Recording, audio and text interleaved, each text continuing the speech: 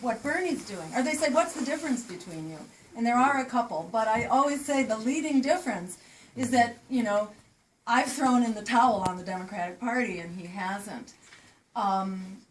And many people who are new to politics are learning this for the first time.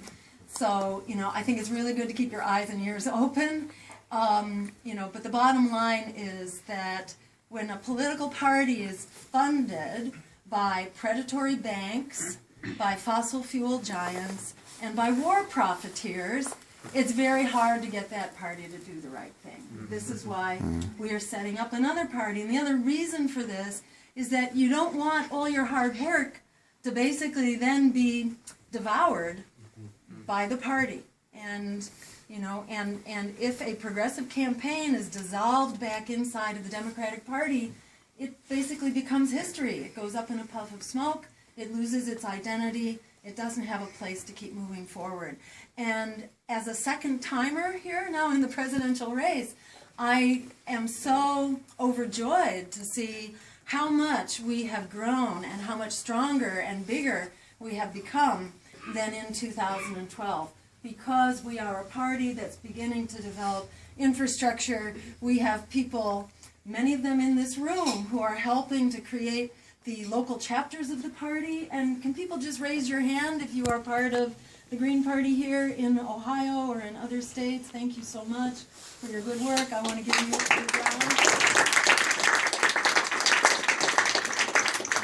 Because this is not, what shall we say, this is not a quick fix.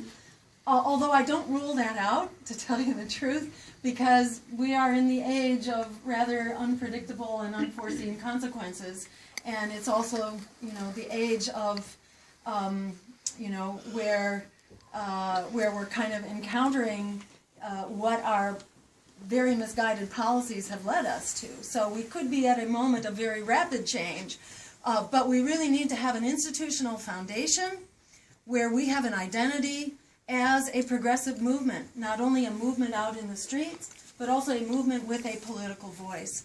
And one of the things about the political voice, you know, is that it's there from campaign to campaign, and it's not just about elections, it's also about the fights out in the street for Black Lives Matter, for living wages, for LGBT rights. Yes, and thank you for all of you who are doing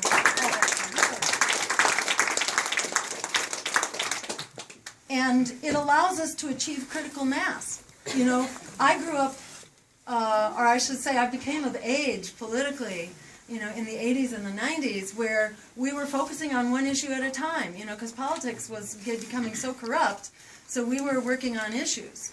And, you know, one issue after another, we saw ourselves just get beaten back because they want us to be divided and conquered, you know, and one of the virtues of a political party, at least a party of the people, as opposed to the parties of the corporations.